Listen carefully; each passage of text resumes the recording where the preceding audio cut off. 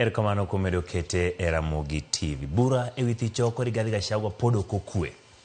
Dhoudi mag Doho oduong' odiochieng' mangima gino momiyo Doho mamalo ochungo kawo apisi mar Jalup Jatend piny nyaka tarik 24 dwe ni. Doho machielo ma Kirinyaga bende ochungo Kithure Kindiki mane opuodh kaka Jalup Jatend piny mar donjo e apisino. Mana seche manok to kod bura mamalo kadho kendo podho nying gire Kithure Kindiki mondo kaw kom manodong' nono tok thicho Rigathi Gachagua. Doho mamalo ogolo chik mondo chung Kindiki kawo apisi mar Gachagua. The courts have said this process has been stayed. So it means that the deputy president, Honorable Rigathi Gachagua, he is the deputy president. The court directed that we serve the parties immediately, and they are supposed to respond within 3 days. Duma milimani kokadho kuom jang'ad buche Chacha Mwita tok yango kendo winjo bura mochwal nyime ogolo chik mondo chung kuom kinde chenro mar kawo apisi mar Gachagua nyaka bi winj bura mochwal nyime dono tarik 24 dwe ni ma en tich ang'wen juma manyien. And the court has called us to appear before it on the 24th, and our legal team are ready to bring out the issues we have discussed so that justice is done. Ng'eto makama ogol mana ndalo manok toko gai ma jong'ad buche Martha Koome ne yango kweth ma jong'ad buche adek kamoting'o Eric Ogolla, Anthony Murima kod Fred Mugambi mondo mine winj buche Gachagua.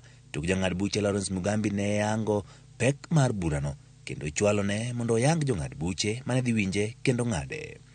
Okinde Gachagua okwedo yo manyocho tago do chenro makawo pach jopiny kama giwacho ni od bura ne ok oluwo chike tayo chenro makawo pach jopiny. Bende Gachagua ne okomi thuolo mar luoko nyinge. Our argument has been that the process has been violated, right? Even in parliament process, we are saying you have violated the process.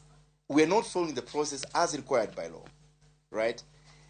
There are issues of natural justice. Even we said, really, you're not being fair. Kutenli kodokel Victor Swanya gidwako ng'eto ma dono mamalo kakoro gai ma do Martha Koome biro yango kweth jong'ad buche mondo winj ng'ur magi.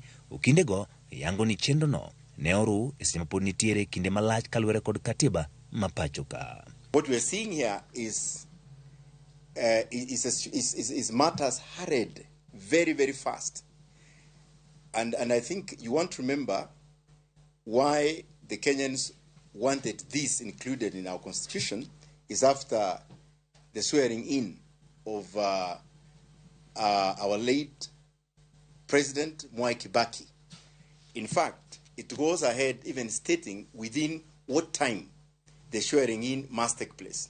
It must take place within between 10 a.m. and 2 p.m. Magitimore seche madoho machielo ek ma Kerugoya bende chungo chenro makawo apisi mar Gachagua tok jo Kenya ariyo Munyi Madhenge kod Pika Gachoki mole nyime kendo donjo ne spika mar OB Senate kod od bura mamalo. Jang'ad bura Richard Mwongo Mururu ong'ado ni burano ibiro tuom e nyim doho mamalo tarik 24 dwe ni.